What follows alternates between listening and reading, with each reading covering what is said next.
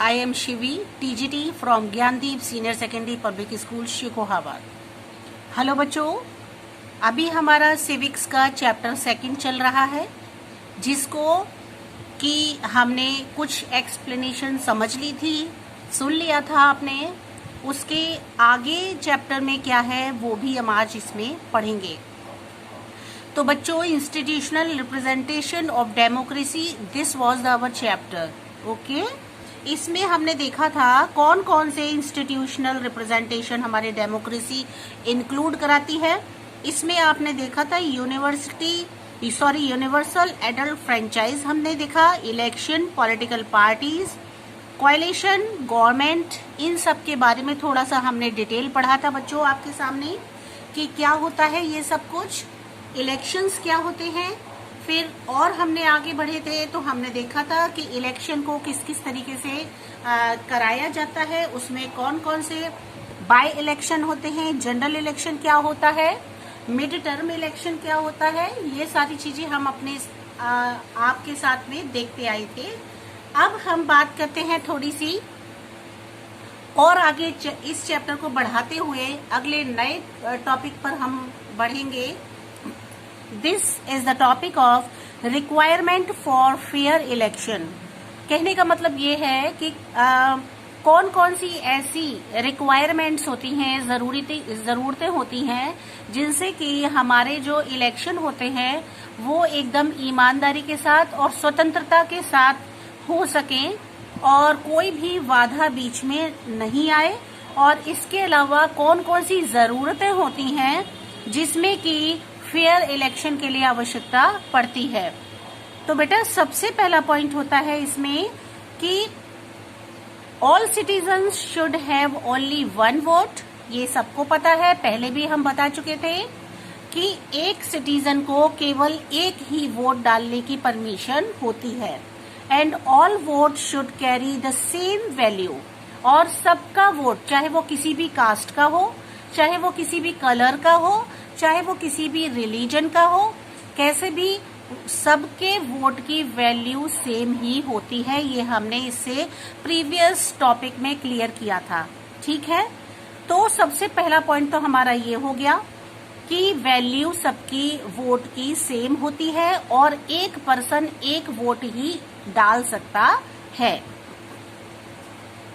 इसके बाद बेटा second point, if people have to vote, अगर लोग अपना वोट देना चाहते हैं, they should be have choices. उनके पास बहुत सारी चॉइसेस होती हैं।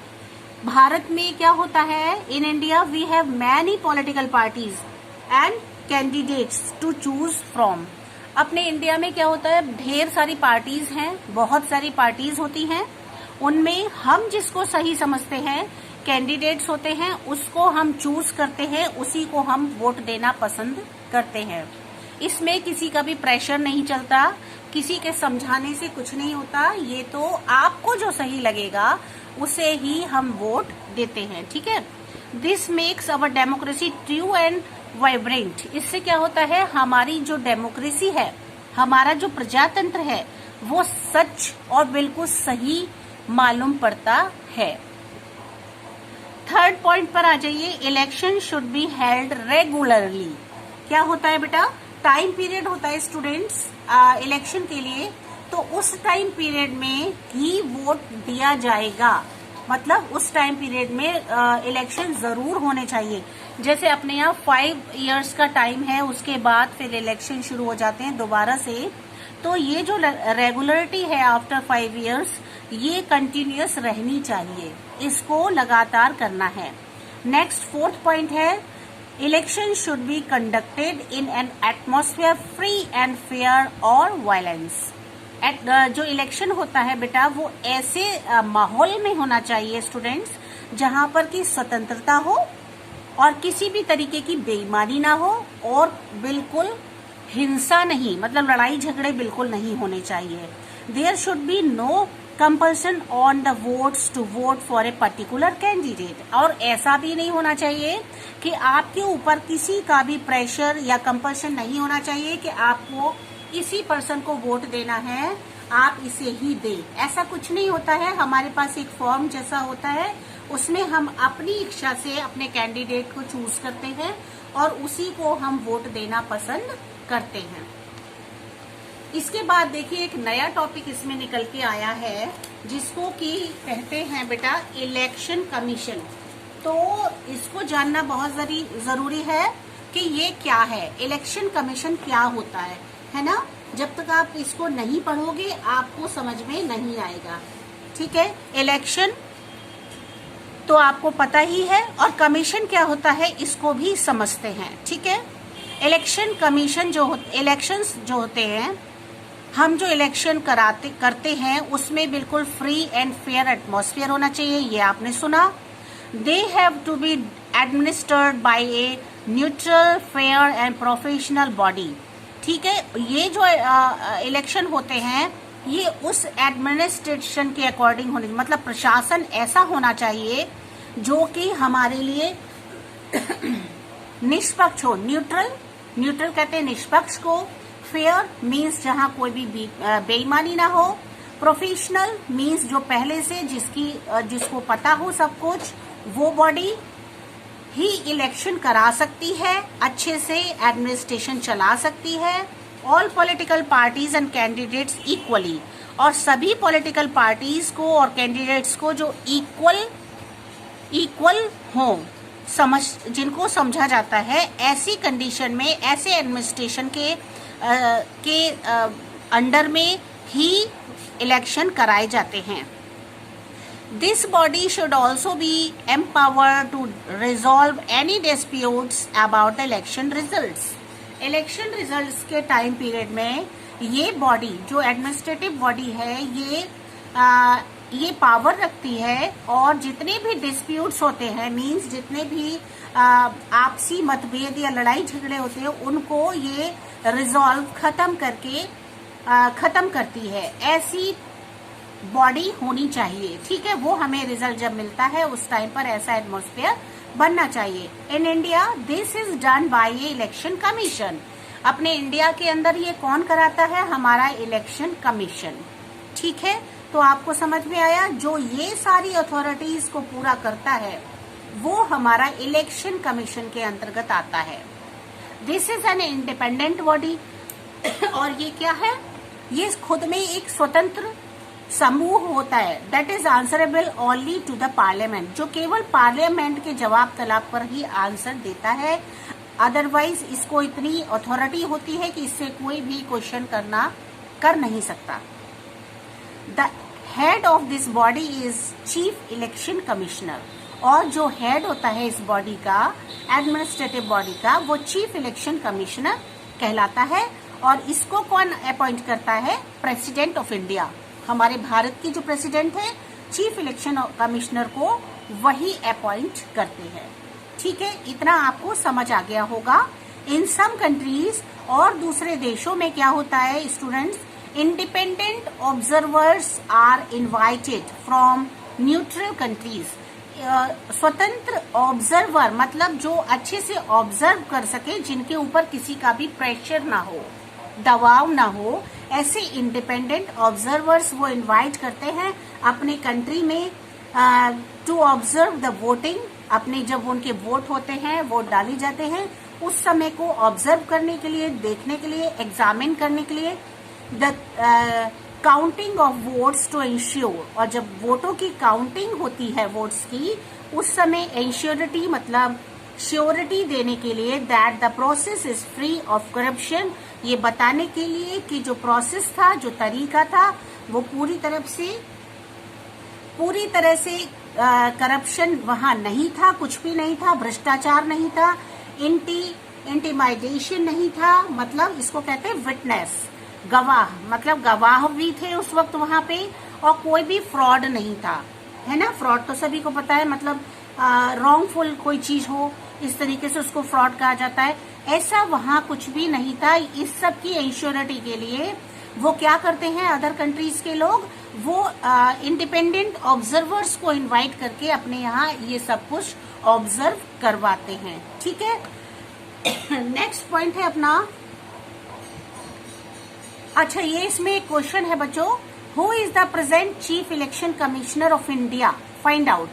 मैं इसका आंसर आपको नहीं देने वाली, इसका आंसर आपको खुद ही फाइंड करना होगा, क्योंकि ऑलरेडी आपको क्वेश्चंस फाइंड आउट करने के लिए दिए जाते हैं, तो उसमें इस क्वेश्चन को भी आप इंक्लूड करेंगे।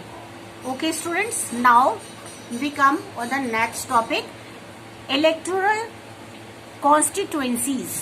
क्या होता है इलेक्टोरल कॉन्स्टिट्यूएंसीज, मतलब इससे आगे का पॉइंट क्या है वो हम इसमें, इसके बाद क्या बताया जा रहा है वो हम इसमें देखने वाले हैं। ठीक है, कॉन्स्टिट्यूएंसीज बच्चों किसको कहते हैं, आपने पहले भी पढ़ा था, वो ग्रुप ऑफ वोटर्स, वोट डालने वालों का वो ग्रुप वोटर्स का इन ए स्पेसिफिक एरिया, जो किसी एक पर्टिकुलर एरिया में इलेक्ट किया जाता है, और representative to a legislative body.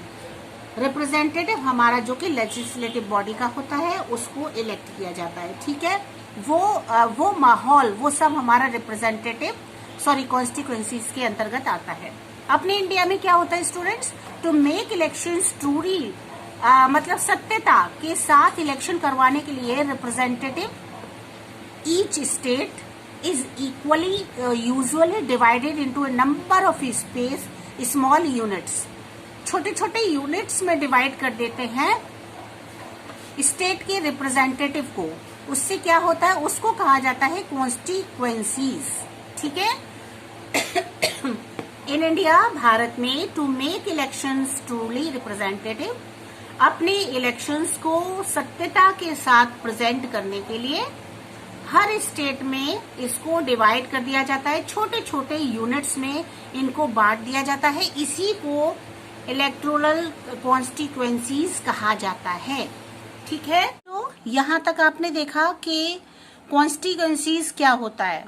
अब these constituencies are drawn up in such a way, ये उस जगह पर बनाई जाती हैं, that all of them consist रफली of the same number of people, जहां पर कि वो सारे लोगों को अवेलेबिलिटी प्रदान की जा सके जो कि हमारे इससे रिलेटेड हैं।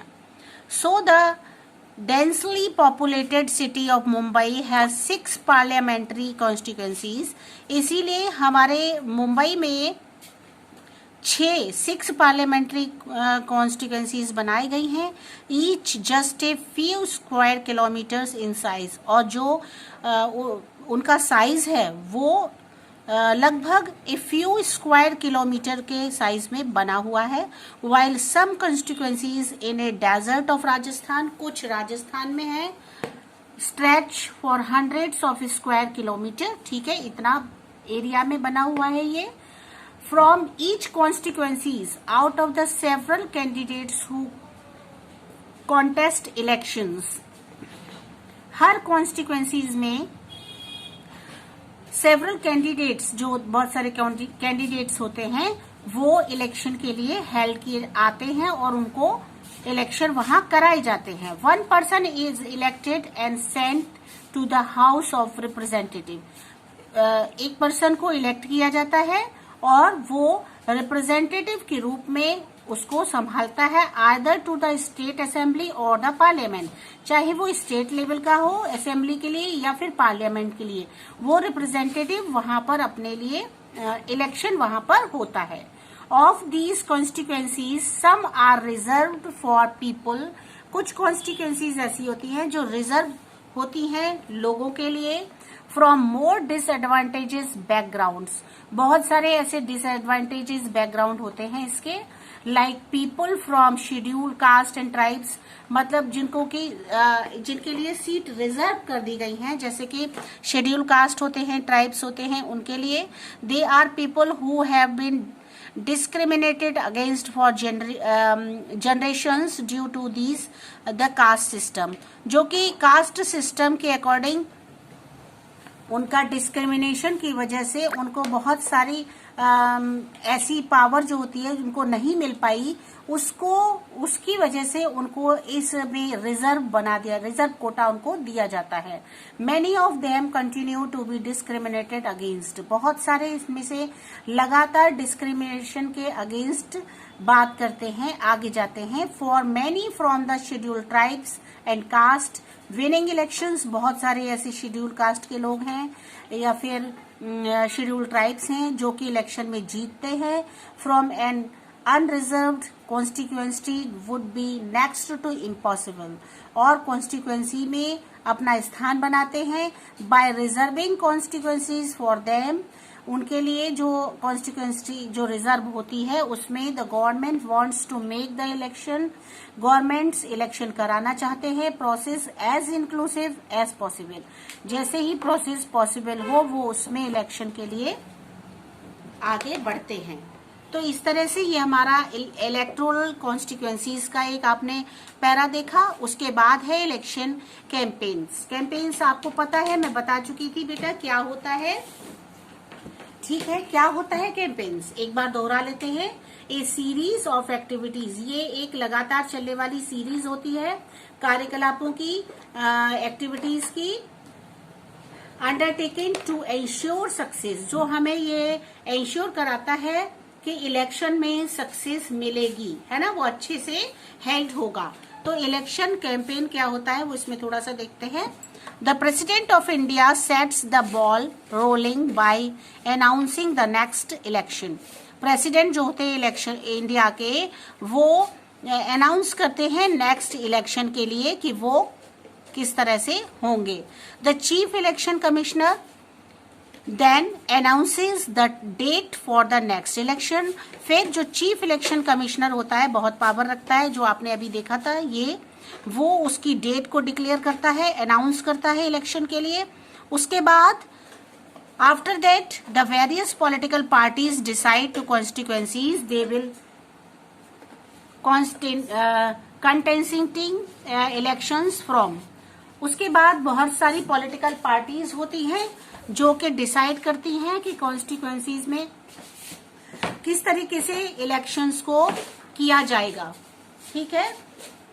The election commission also allots symbols for the different political parties. दो अलग अलग जो इलेक्शन पॉलिटिकल पार्टीज होती है बेटा, जैसे कि अपने यहाँ बीजेपी, कांग्रेस, इस तरह से बहुत सारी पार्टीज हैं, तो उनको एक सिंबल दिया जाता है ना। बीजेपी के लिए कमल का फूल दिया गया और कांग्रेस के लिए हाथ का पंजा दिया गया, इस तरह से इनको सिंबल दिया जाता है, वो देता है इलेक्शन कमीशन, ठीक है। Each party holds meeting to select their candidates. Her party एक मीटिंग को सेलेक्ट करती है जिसमें कि वो मीटिंग रखती है अपने कैंडिडेट्स के लिए। डिसाइड व्हाट, वो क्या डिसाइड करती है,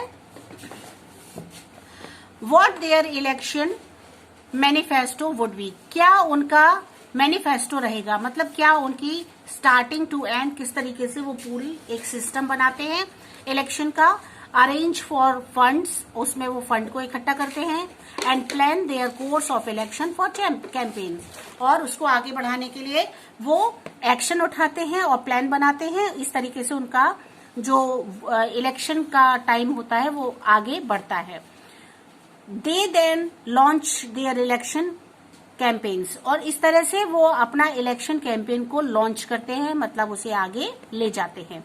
The candidates hold rallies where they tell the people what their party will do if elected to power. वही सिंपल सी बात जो कि आप और हम कंटिन्यूअस देखते चले आते हैं। फिर वो कैंडिडेट्स जो होते हैं वो रैलीज वगैरह करते हैं और लोगों को विश्वास दिलाते हैं कि हमको अगर आप वोट देंगे और अगर हम जीत जाएंगे तो हम आपके लिए ये करेंगे, हम आपके लिए वो करेंगे। इस तरीके के वो उनको विश्वास दिलाना शुरू करते हैं, जिससे कि लोगों के अंदर विश्वास जगे और वो उनको ही वोट देना पसंद करें। Posters and banners are used to appeal to the people to vote, और वो तो होता ही है, पोस्टर बनवाते हैं, बैनर्स बनवाते हैं बड़े बड़े, उसमें रैलीज उनके साथ निकाली जाती हैं, जगह जगह उन पोस्टर्स को लगाते हैं जिससे कि आम पब्लिक जो है वो खुश हो देख करके, और बातों में उनके अच्छी अच्छी जो वो समझाते हैं उनकी बातें उनको समझ में आ जाए और उनको ही वोट दे। ठीक है।